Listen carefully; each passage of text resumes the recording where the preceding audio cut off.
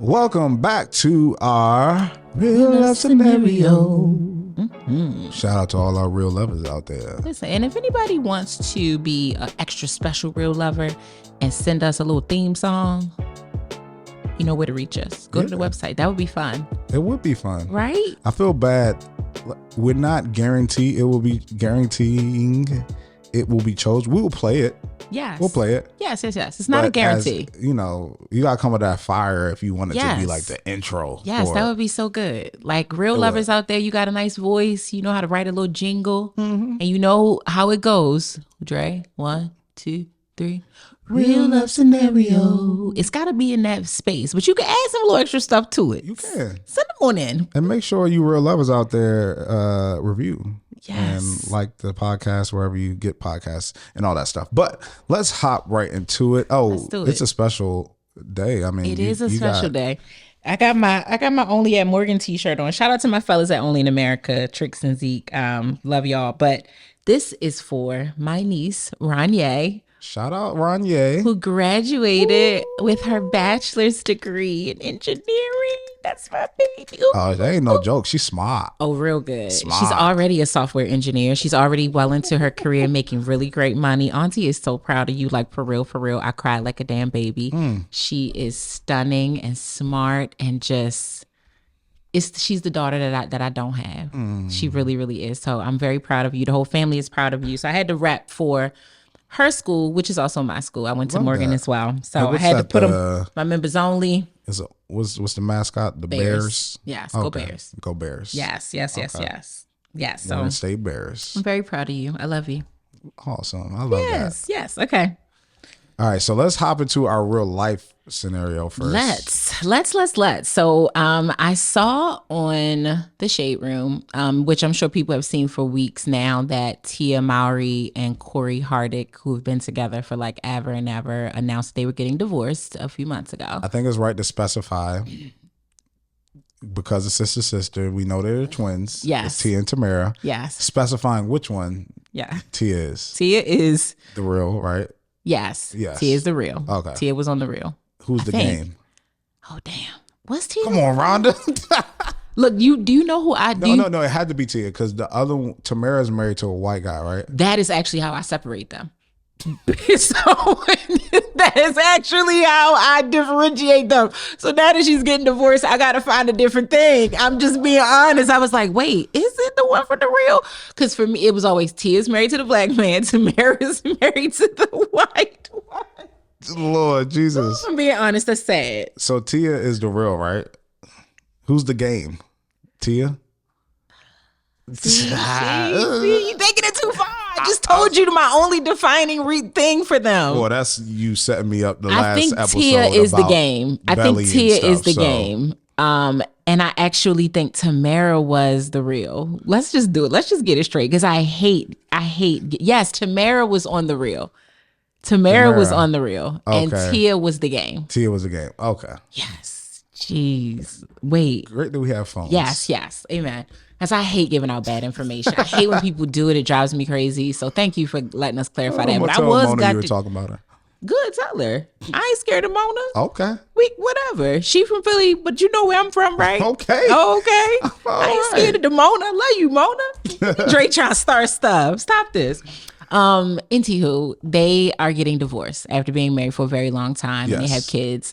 And, divorce is sometimes the best thing for some people. So wishing them the best in that regard. But what I saw was that they are planning to spend Christmas together as a family, although they have separated. That's good. Yeah. And I thought that was just such an interesting thing just to talk through really quickly, especially with Christmas right around the corner. It'll be here in a few days.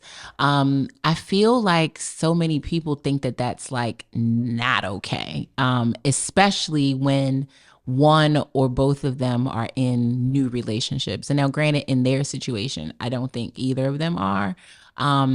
But I just wanted to get your thoughts and kind of talk through it a little bit. Like you said, cool, that sounds great. But would you feel the same way if, like, let's say one of them had moved on, but they don't have kids or anything with their new person? So this is different for me because I grew up in a blended family. Like in a way that not only a blended family, but my dad forget holidays, was over at my grandmother's house, who was my mom's house all the time. Sunday dinners, it didn't matter what the occasion was. My parents were always together in the same house all the time, not being divorced.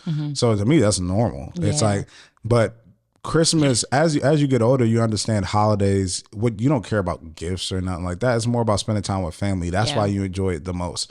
And if I have a child, I want to spend that time with my child, and I would understand if even if we're not together, that that the other person will want to spend time with their child too. Yeah. And at some point, we were married, so we had a relationship, and there was a semblance of a relationship there. I don't think it's an awkward situation for us to be together, knowing that we're here to spend time with our child and our family. And I don't care what you say about like being divorced or, you know, anything when you break up with somebody. If you had a relationship like that with somebody, you have feelings for them in some type of way. Like, even if it's like, I can't deal with them, I don't want them around, you care for, it's impossible, I think, unless it was like a completely just awful, physically abusive, and even in those they still feel some type of way sometimes. That's why they put up with it a lot. It's just hard to like just completely hate that person. You'll remember there were some good times, there were some times you had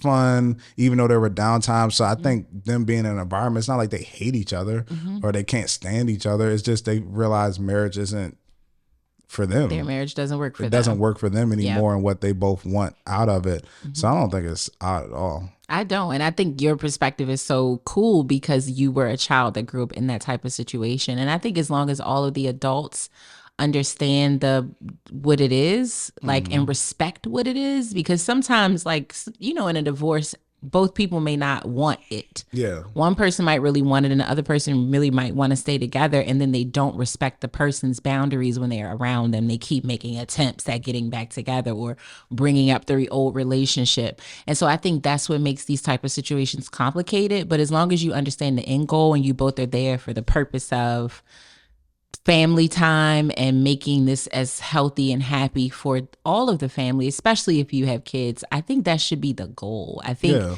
the faster people let go of their own selfish desires and think more about the greater good of this, the better you can navigate these types of situations. As she said, and it was a quote, we will always be family.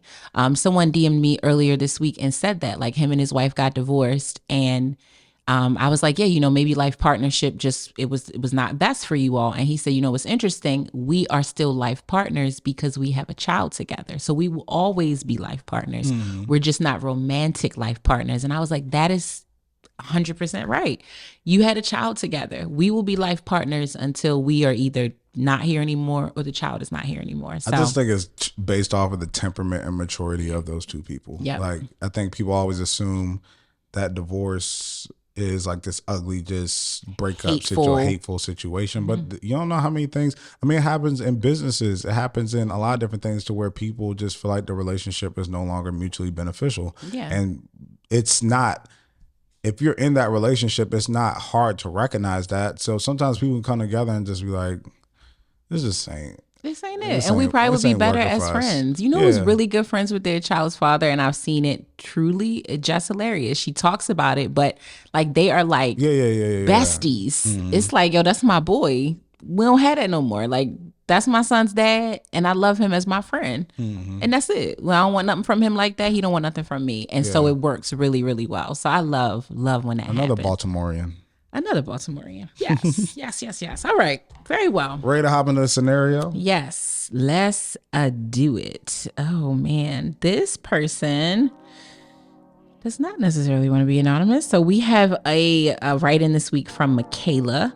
Michaela says, hi, Rhonda and Dre. I've been dating this guy for about 5 months. Things were going pretty well in the beginning. We went on a lot of dates. The communication was good, and he pursued me heavily. Things were kind of perfect. Fast forward to today, I'm learning that we may not mesh as much as I thought. Every time I tell him I'm bothered by something, he responds, well, that's just who I am.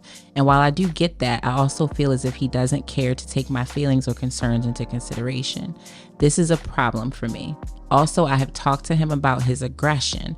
Whenever we talk, he cuts me off, which makes me feel as if he's listening to respond and not listening to understand. He has said comments like, we have to talk about your conduct, and I don't think you have the mental ability to have this conversation. When he says things like this, it makes me feel as if he's my teacher and I'm the student. He also says oftentimes he doesn't think before he speaks. I don't feel comfortable. Lastly, he comes off as wanting to be in control of most situations. He even says, let me handle it like a man is supposed to. While I'm okay with a man leading when need be, I'm not okay with someone wanting to control me or the situation. I'm feeling conflicted. We both have agreed to start fresh, but a part of me wants to walk away because I feel like we don't mesh, and another part of me feels like I should give it more time since it's only been 5 months. How can I move past these red flags? Also, what is the difference between a leader and a controller? Thank you for writing in, Michaela. Thank you so much. Yeah. I think, so starting with her first question, as soon as you read, I'm trying to figure out how to move past these red flags, the first thing in my head came, why are you trying to move past red flags? Okay. There are red flags to tell you not to go that way. Why are you trying to get past the red flags? I disagree slightly. I agree with you mostly because, yes, red flags are sometimes there to tell you to stop. But sometimes red flags are directional. They're warnings. They're not necessarily saying stop. Sometimes they're saying slow down, pay attention, look at this. Maybe 1 or 2, but Yes. you're saying that was a S, red flags. That's true. Now that What you yeah. trying to get past multiple red flags. And I think that, to me, how they have yellow flags and all these new things. Yeah. I look at my situation with Bree, and it's like what her red flags were really yellow flags just based off of her relationship with the red flags. And that's exactly where I was about to go. It's like she recognized that she had an anger issue. She told me how she was trying to work on the anger issue. She recognized that she wasn't great with finances, great with money. And she was telling me how she needed help and wanted to be better at those things. So the things that were technically red flags as they stand, and as she's saying, you know, being bad with money. I don't want to be with somebody who's bad with money and a whole bunch of debt. I don't want to be with somebody who has a crazy anger problem and can't control their anger. But those red flags turn into yellow flags for me as like proceed with caution, because she recognized that they were a thing that she needed to work on, and she was actively trying to work on it when we met. Absolutely. So, I think that red flags sometimes can be projections.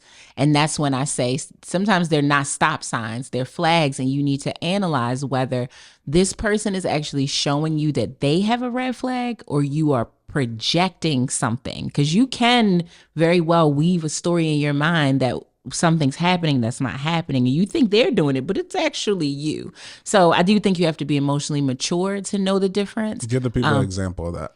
So like if you are you're out on a date with a guy, and Not me, but somebody. yeah, not you, yes, just like one of y'all out on a date with someone, and you're a woman, and the guy is going to the bar to get you a drink, and it's another woman at the bar, and she's ordering a drink for herself, and you're from afar, he's up there, but you can still see him, and he's chatting with her. You might see that as a red flag. You might see it might even look like he's flirting to you, but he could really just be friendly and not flirting. He could also be flirting, and that could also be like, that's not cool, because I don't want a guy who would just at the drop of a dime, you see a woman and you just gotta be in her face or up on her. You could be projecting your own trust issues, or perhaps someone did that before. The guy that you were dating or seeing before, that was what he would do. Yeah. And in fact, he was sleazy or whatever, and you didn't like it. So I just think sometimes you have to discern a flag. But flags, yes, flags, yes, that's and I think she has several very valid red flags that have now accumulated to a big old red stop sign. Not flags. The warnings are over stink. This is a stop sign. It's a stop sign. We need to include wrong way signs in this too, to where it's like, do not enter. Dead end. Do not enter. Right. Yes. Yeah. So, yeah, I do want to get into this idea of like you seeing these things that are like aggression and control issues, and the fact that, to your point, you kind of want to get around those somehow. I think this is how so many people find themselves in very abusive relationships. Both physically and verbally. Absolutely. Absolutely. Anyone who consistently and constantly cuts you off, to me, does not respect you. They have no propensity to actually think that you are intelligent enough to finish your thought. To me, that is a sign of abuse. Someone who tells you that you are not intelligent enough to participate in conversations with them, that is a sign of an abuser, mental or physical. You can very well stick around and see if you want to find out if he's gonna cuss you out, call you out your name, or hit you upside your head. But the fact that someone is doing that, that is exactly how abuse tends to happen. Usually the person doesn't just pop you off the cuff. For sure. It's really nice to you, and the next thing you know, he just They backhand got to test the waters. Yeah, they got to see how much you'll take, what little things you'll just chalk up as little things. Saying to you, well, let me handle it like a man should do. While that sounds to some people, maybe to some women, cute, it does not sound cute to me. If you are telling me, let me handle it, then cool. That's one thing. That's one thing. But saying to me, let me handle it like a man should do, to me, you're already inserting that by way of your manhood, you should be in control. Not okay with that. So I think there are glaring, whatever the word is, red signs, red flags here that this person is probably an abusive person. Yes. Yeah. So I want to get into, I know we're answering both her questions, but she talked about the difference. What's a leader versus a controller. And I'll take a swing at that. Knock it out. and try to help. I trust you'll knock it out the park. I think that as a leader, you have to have a few things, and that's number one, you have to have empathy. You have to be able to be empathetic to understand somebody's, where somebody's coming from. You got to, and that piggybacks with, you also need to have perspective, be able to see things from different point of views, and see where somebody's coming from. And you also have to have the ability to sacrifice. And I heard this in a video, and I think it's a perfect description of a leader, of what leadership is. And leadership is not about being in charge. Leadership is about taking care of the people in your charge. Say it again. Say it again in the camera. Leadership is not about being in charge. Leadership is about taking care of the people in your charge. Period. It's about making sure that the people who you are leading are good and are protected and are cared for. And you have to be empathetic in order to do that. You have to be willing to sacrifice and put yourself on the line in order to make sure that they're good. You have to be okay with them taking the credit and wins and you taking the credit and losses and being responsible for those things. You have to take things on the chest. You have to be the one that's in the front sometimes that takes more of the beating to make sure that the person is protected. That's what leadership is. It's being in servitude of those who are following you, not being the boss or dictator of those who are following you. Hey Dre, check this out. We don't ever do this. We don't ever do this.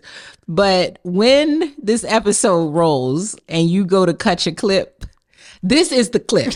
Okay?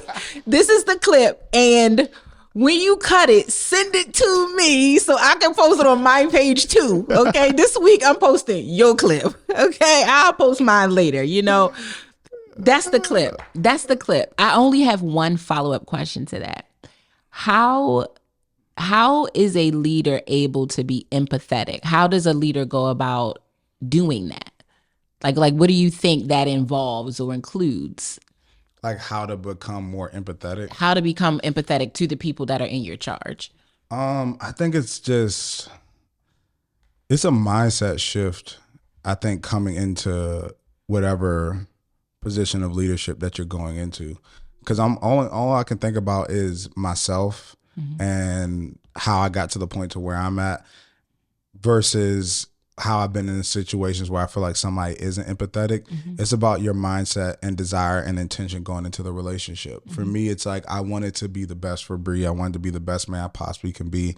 I wanted to create the best environment that we lived in and create the best environment for our future kids and future and family and all that stuff. So I know going into that, it's not about me being right or her being right. It's us coming together and creating an environment that's healthy and just happy and fun. And that takes me listening to her and understanding what she needs and understanding what she wants. Because as a leader, I have to consider that because, like I said, it's almost in servitude of those who's following you. So I'm there to help her as she is there to help me. The times to where, and situations that we've been in even recently, to where people who aren't empathetic at all, when I think of, all right, there's this person that I know that we talk about who's not empathetic to the people that they're supposed to be leading. Yeah. But then I think about that person's mindset. That person's selfish. Yeah. That person always thinks about their self. They can care less about what they do and how it affects others and anything like that. It's a very one-sided relationship to where they are at the forefront and they think because they are the boss by title that they can treat people and act how the way they want it and you should bow down to them because of that. So I think it's that intention and mindset. And I want to say on the flip side, when the controlling part is that it's tough. It's almost like when you work a job. So it's like when you work a job, you work an entry level job, right? And you're really, really good at that entry level job. Let's say you're really good at that job. Then you get promoted to a manager. Now you're managing other people in that entry level job. Now, of course, you could do their job probably better than they can because you were at that position once. Maybe, yes. Yeah, you were in that position. The reason you got promoted because you were so good at that thing. Yeah. But what you have to now consider is that I'm not here by myself anymore. I'm now in a position to where I am overseeing and managing other people in this position. So although I would have did it this way when I was by myself, now that I'm in a position where there are other people that I have to consider, I need to operate a little bit differently. And that's the same as you transition from being single to being in a relationship as a man. It's like I did things on my own. I was by myself. And this is how I operated. But now when I'm in partnership with somebody else, I need to behave differently and be more empathetic and be more caring because I'm leading somebody else and in relationship and partner with somebody else. It's not about right or wrong. It's about empathetic and perspective.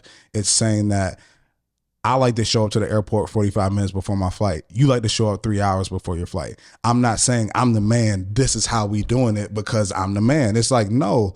There's different perspectives now, and I need to consider if you feel more comfortable showing up 3 hours early because of your anxiety and your paranoia. Okay, I'm hearing you. I'm listening to you. 2.5, 2. Can we meet in the middle? And figuring out what will make you feel comfortable. Not saying I'm the man. I know this. I know what to do. Don't worry about this. Like I got this. I fly all the time. I ain't never missed a flight. Like that's not about that. It's not about that. It's not about you controlling or being right. It's you're in partnership with somebody now. And leading is being in servitude of the people who are following and making them feel comfortable. And in return, they return that back to you if the relationship is right and what it's supposed to be. Y'all, we can pack up if you would like.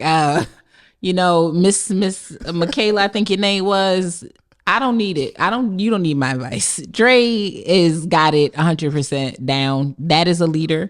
The person you're dating is a controller. And manipulator. And manipulative and probably abusive. Thankfully, you only wasted 5 months.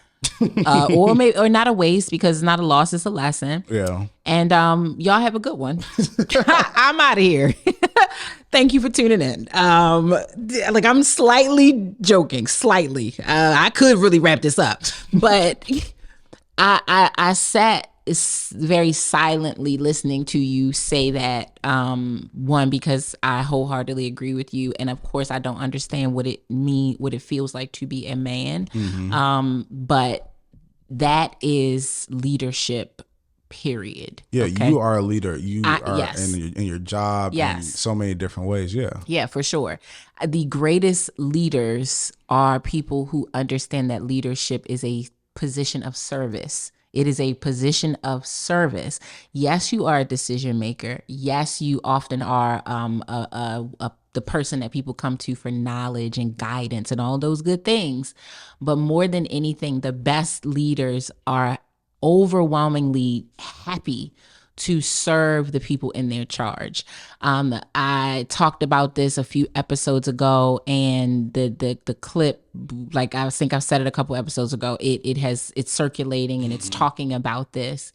And when I say there are so many men who do not understand this, and I think a part of the problem is because some of these words are interchangeable. Leader, if you look that up and you ask for synonyms for it, you'll probably see ruler. You'll probably see king. You'll probably see boss. You'll probably see lots of other, or dictator. You'll see other words that are very similar to this. There is surely a ruler is also a leader. That's also true if you're just talking about the basic English words. Yeah. But how you are an effective leader, a positive leader, a leader who is committed to actual change in a impactful way for everyone involved, those are two different things. Rulers don't care about that. Dictators don't care about that. They don't. They all they care about is do what I say, and oftentimes not what I do, or else. And if you think that that is somehow going to make for a healthy, happy relationship with someone who you can respect and honor, who can also respect and honor you, you are out of your mind. I don't know any person, unless they are damaged, that wants to be treated like that wants to be treated like you are not capable, you are not smart enough to participate in this relationship, that you are just here to do what you are told. You are here to not question anything that I say to you. I have been around you and Bree for years. I am your friend, I'm her friend, and I've been a listening ear, just like you all have been a listening ear to me in my relationships and just in life. I have never, ever, ever heard her or you make the other person feel like they can't question a decision or a thought that the other person is saying.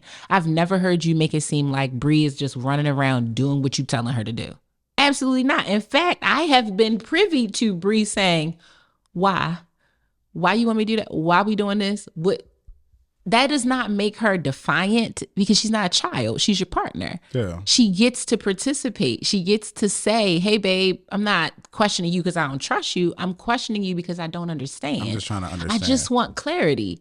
To make your partner, or really anybody, feel like they can't ask clarifying questions is insane to me. And that you just get to whip your dick out and lay it on the table and be like, because I'm the man. That is crazy to me. So for all of you who have been faithfully arguing on that post about how a true leader ain't gonna let nobody lead with him and all that other stuff, I feel very bad. I feel very bad for you that you think that way. I really, really do. And I also feel bad for any woman who has been in a situation with you that has made you feel like she is not intelligent enough to be a partner to your empire. Kings have queens, and both of them are very powerful. If you want to really go there, for me to argue this point, I could very easily use the game of chess. The most powerful piece is not the king, it is the queen. So I'm not saying that that is the truth of every relationship, but I think it just goes without saying that relationships are supposed to be, healthy relationships are supposed to be partnerships. They're not supposed to be dictatorships with a little minion following you and doing whatever you want to do. That's just, it makes no sense at all. So thank you for explaining that so eloquently and so beautifully, because to me, that's it. That's it 100% of the way. I appreciate that. And I think it's more, and I want people to understand, when you are in these positions, whatever position that you're in, it's less about the feeling that gets you to whatever you want to say. It's more about how you say it. Because I know that coming into our relationship, and even now, I'm more financially savvy than Bree.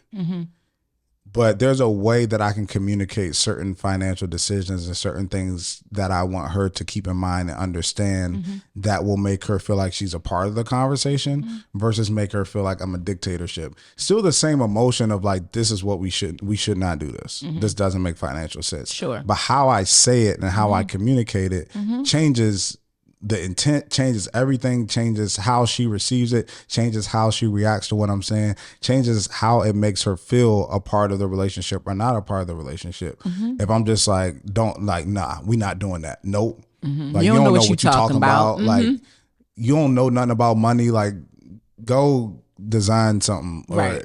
design this apartment or something like that. Like, leave me to the things that I know and don't. I don't know first why anybody would think that would be a great result in a relationship, because it's just so dismissive of your person. Yeah. But like, I could easily say like, well, what's your perspective on it? Like, what do you think? And then I could hear her out and be like, well, I'm not saying that we can't do that. I just don't think right now it makes the most sense, and here's why. And here's a plan that I think that we can take to get to that point so that you can get everything that you want, and make sure that we're taking care of this here and make sure we're taking care of that here. Yeah. It's like breaking down those things and understanding, like I said, it's empathetic. It's like, I'm not trying to hurt you.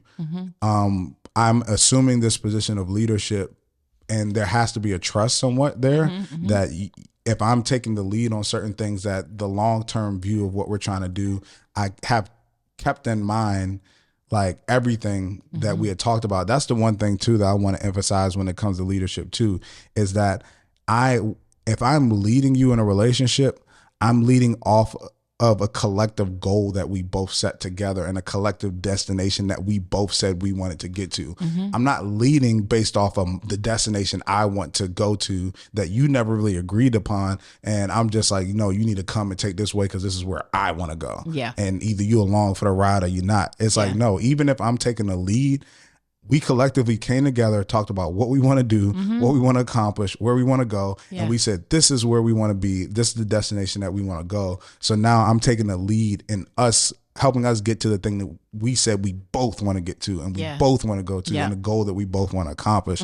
So I think that that's major too, because I feel like some people that's just like, this is where I'm going. Either you hopping on or you not. And that's it. It's so ridiculous. And it gets to be such a toxic topic. Yeah. And a lot of times I get very tired of hearing about it, and I get very tired of talking about it, but I understand how important it is because it comes up so much in people's relationships where people feel like they aren't heard or seen or respected because of their gender or because of what they came in with, because the tables, the shoe can very easily be on the other foot. All of these situations are not necessarily gender specific. We just tend to talk about them how they typically go. This the stereotypical way that some of these things go, but it's the same thing. If a woman is in a particular situation running lead on something, it is still all the same makings of what you talked about. It is an agreed upon thing, an agreed upon goal that we're trying to get to. It's just that perhaps I'm running point on this particular thing because I may be stronger at it. I may have more knowledge of it. I may have more experience with it. That's it. That's all that this is. It's just like if you're at work. I have a team right now of 10. While I am the leader, technically, I'm the main leader, there are leaders, and all of them, I tell them, they are all leaders in their own right. For sure. But truly, some of them actually are the heads of the departments that they run. You are the leader when it comes to accounting. Yeah. You are the leader when it comes to, office management or whatever that is. And so I am looking to you to guide me. Tell me how I can serve you and give you what you need to make this better. Or the overall company goal is this. How can you leading in your space roll up into the overall vision? It's not about it being my vision. It is a collective vision. So that's what leadership a lot of times is it's a lot of two things, whether you're talking about relationship or even business. It's like making sure that we accomplish the long-term goal and managing people and building that relationship and cultivating the relationship with people. That's what CEOs of companies, they're not dealing with customers every day or no, they're managing all the people that's under them who are managing other people who are managing other people who are managing the customers who are servicing the customers. Correct. And making sure that everybody stays on the same page to accomplish the long-term goal. But to give a little bit more context to the situation, yes. I want to ask you, because she started off saying that things started off so great in their relationship, but then after 5 months, she feels like, and she thought things were perfect, but then after 5 months, they may not mesh as well as they would have thought. So Yeah. I know that, I don't want to sound bad, that you've been in relationships that haven't worked. Yes. As we all have, but Yeah. I know as a woman, I just want to know like what your thoughts are from that initial like happy go lucky like period. Oh, we're excited. Yeah. Thought this person was perfect and everything until like 5 or 6 months later, it just all like falling down the drain. Do you think there's a certain period to where people end up showing their true selves or like that honeymoon phase, or like what's your take on that evolution from perfect guy, excited, seems like everything to like, whoa, what happened? I mean, I don't think there's a specific amount of time because I've had people show up to be a different person in 2 weeks, and others not work out. I mean, I don't see that for a year or two. Yeah. So I don't think there's a specific amount of time, but I do think you have to be very specific about the type of experiences you would like to go through with the person before you can really decide if it's worth your while to go through like actual commitment. And commitment, I don't mean marriage. I mean, at least committing to exclusively being in like a committed relationship with this person. I do think there are certain benchmarks that you probably really need to experience, and they may not be based on time. I do think you have to experience some sort of adversity. So that could be something really small, like y'all having a spat, like a disagreement about something. Yeah. You have to experience that so that you can see how they problem solve. I do think you have to experience some sort of distance. It could be a trip. It could be, you went away for a couple of days with your girls, or he traveled back home because he's not from where you all live and you were actually apart. I think you have to see what that's like when a person is away from you, like miles and miles away from you, how they consider you, how they keep you as a part of their life, although they are distant from you. I think you do have to know what questions you really want to ask to try to understand, because there's some stuff you just not gonna know till you experience it. Like you can ask the person, what type of parent do you see yourself being? They can tell you what they think, but that could very well change once they actually become a parent. But I think you should be asking certain questions about how they view themselves, how they view partnership, how they view discipline, should they want children, what other places would they want to live? We've talked about this. What other places, more importantly, would you not want to live? Would you be willing to relocate in this relationship if that somehow came up? I think you gotta take some real inventory on things more than you look cute, I like your shirt, I love the way you kiss me, oh my God, our sex is so good, which is stuff that people can easily latch onto in the first 5 months. Yeah. Like you can easily feel all those feelings in that time because more than likely all the things I just talked about, they haven't come up yet. Or you're just not doing enough due diligence on, yes, the fluff and the sweet stuff is good, but you have to ask some difficult questions. You have to spend more time talking than just kissing and sleeping together. And sometimes 5 months in, that's all you're doing. You're doing a bunch of cutesy stuff, like sending sweet memes. Substance. Yeah, and just going on dates. And you don't take this person around your friends, people who don't have this feeling that they feel, so they may ask different questions. I've taken a guy around a couple of my girlfriends, and I learned a lot about him in that experience. Setting. Yes, that I didn't learn before I did that. What do you think about, this is something that my cousin had always said, that you need to go on vacation with somebody before like getting in a relationship with them, because then you learn a lot being around somebody like 24/7 all the time. What do you think about that? I don't think you need vacation to do that if you all live in your own spaces. I think you can go to their house and on a regular basis and see that. But I do think vacation is because you can't really go home. You can't go You home. Go into the same space 9 times out of 10. So I think it's a great purview into who they are if you are with them around the clock, because some people have really nasty unconscious habits that you can't see until you are in that type of setting with them. So I think that is a time to get in the shower. Do you see a trail that led to the shower, or is it all nice folded up? That, like, you know what I'm saying? That's so you don't know. You don't know. You wouldn't know. You don't. Or like you said, how attentive somebody are, how somebody likes to even spend money or party. Like it's just a lot of things when it's just you guys, let's say for 3 days, you learn a lot about somebody in that time. For sure. And I think when you're asking the more difficult questions, or the questions that what I call like fundamental questions, questions that you're trying to see if this person, you and this person's fundamentals align for a life partnership, I do think a lot of times you should have those conversations where you can see the person, FaceTime, in person. You need to see body language, because some people are really good at answering questions and saying the right thing, but oftentimes body language does not lie. Yeah. Oftentimes body language does not lie. Things that they do, how they might look away, those things don't lie. So I think you need to we have a special guest. I think thank Mona will be on at some point soon. Yes, she will. If y'all can't hear Mona in the background, don't call me white girls here. We love you. Bye. Yeah, like some things just don't lie. Yeah. Like you can pick up on hesitation, or that they're thinking too hard, so they're trying to formulate the answer.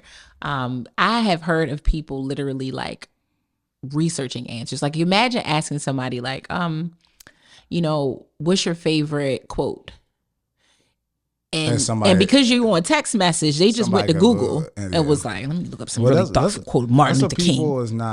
Texting is not for building actual relationship or finding out things about people. Text is for light flirting and to coordinate plans. Yes. It's like, light flirting, hard eye emojis, something slight, something you was looking real, whatever. Or like, hey, are you free Friday? Or what time? Like setting up plans. But when you're having those real conversations, text is not the form to do that. Because let me tell you something. I haven't been in this world a lot because I'm obviously married now. But I remember those days, like, you not just texting that person when you texting them. You texting a few people probably. You texting a friend, especially if they like you too. They might send something and be like, what do you think I should say to this? Like, how do you think I should write? What do you think they meant by this and this? And then, like you said, texting stuff can get misconstrued. Yeah. Like, you may not know that certain people have certain humor or certain like way that they like to say things, but in a text, it just comes across one way. Yeah. But in person, or like you said, I'm a big person. I'm always a press the flesh type of person anyway. I like being in person, networking events, like those Zoom happy hour. That wasn't for me. Like, I like being in person, talking to people. Like you said, you get to read and react. You get to see people's look down, or like, those reactions that you wouldn't, and they can't hide that. Like, you cannot hide that. In a text, you don't know what's happening, but like, as soon as you say something, you can see somebody be like, or like, like, and that's all you need to know. That little like, yeah. Well, like, and so for those of you that are listening to this episode, you need to go watch it, okay? Because we're giving you some nonverbal cues and some things that you should be looking for when you're like trying to figure somebody out. So, I mean, overall, to answer your question, I don't know if it's a time frame, because some people have more time to collect this information more quickly. Their schedules might allow for them to learn a lot of this stuff in 60 days, where others, they may not be able to learn a lot of these things for 6 months, 8 months, 9 months.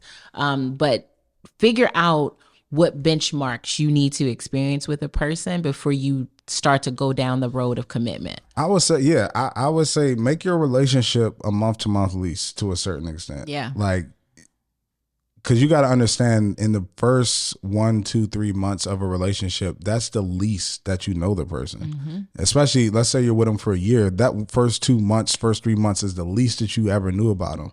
So basically, if they were great in that first month, you know what they earned?